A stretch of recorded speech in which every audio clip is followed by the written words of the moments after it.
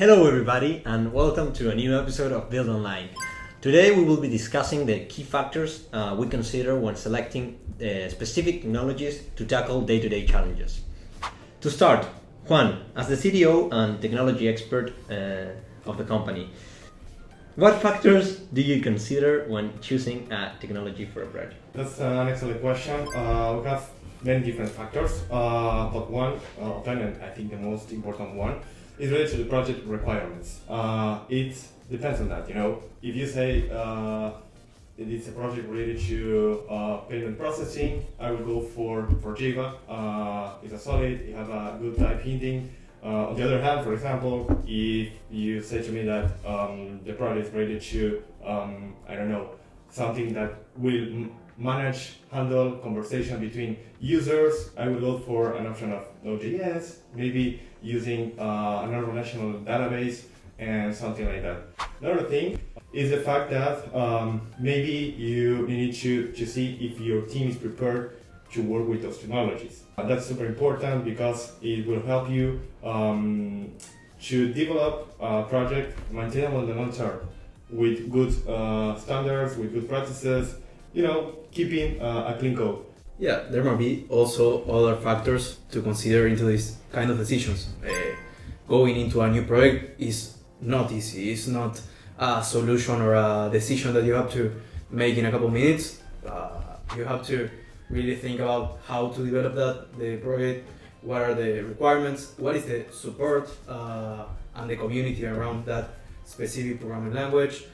There are a lot of factors that could be related to that decision, and it's, as you were saying, not only the requirements, not only the experience of the team may also need to explore and learn a new technology that we are also already familiarized with that. Yeah. We have already built in some new projects from new technologies. You bring, sorry, but Martin brings something super important, which is related to the lifetime of a framework and technology. Yeah. You know, you need to make sure that the technology that you choose, the framework, whatever, the stack, will persist over time.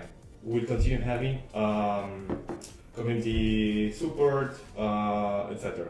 You know, it's something important. Thank you, Juan and Martin. And you mentioned a lot of different technologies, so I want to ask you, Martin, what benefits does it bring us to adapt to very different technologies in changing ecosystem?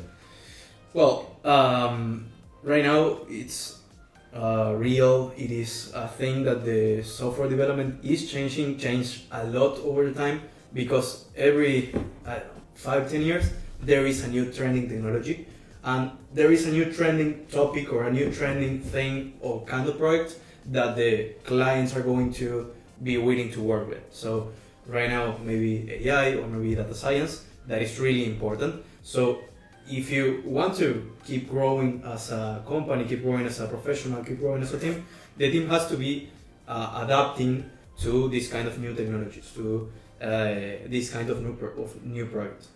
Whenever you have this ability to, as a team, go for a new technology, you can go for a wider amount or a wider quantity of newest projects and different types of projects, because you adapt to the needs that the user have, is the requirements that Juan was talking about. And that wider amount of projects always gives you or brings you or opens you more doors to work with different kinds of clients. We at Buildonline work from crypto to charging to different kind of solutions and needs and necessities. Tech also, and also there is an important point is the real full stack developer, from my point of view, is the one who knows how to code a backend, knows how to code a front end, and knows how to code on mobile, and he knows the principles. He knows knows how to adapt to the technology, how to adapt to the architecture, and based on that is that the team is really diverse and knows how to adapt to different kind of projects. So in addition to that, I think it's super important to say that we search for problem solvers. and that's the key. Yeah. People with solid base on programming that understands more than just code abstraction, business abstraction. I think that's kind of the key for these developers that we start to build our teams. Yeah, right now it's difficult to find a Laravel developer. So we always say, like, the Laravel knowledge, you can learn it learning the language, but we are not going to be able to teach you at an onboarding process how to think about the solution, how to split a problem into parts, how to, the knowledge to go and face a problem. So yeah, that's the most important. And when working with frameworks such as Hibernate, Springbook, Laravel, Ruby Rails, maybe something custom with Node.js using Express, SQLite, or Prisma. I mean, all of those follow the same architecture, MVC. Yep. You need to understand MVC.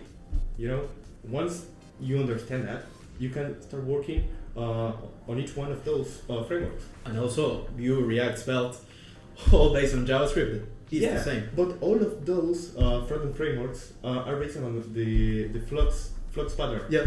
And that's the key. You need to learn just that. You know one, and you know every other. In this episode, we have shared how we approach selecting technology to fit each client's needs and the advantages of being adaptable to new tools and trends. Thank you for joining us, and we will see you next time on Buildonline.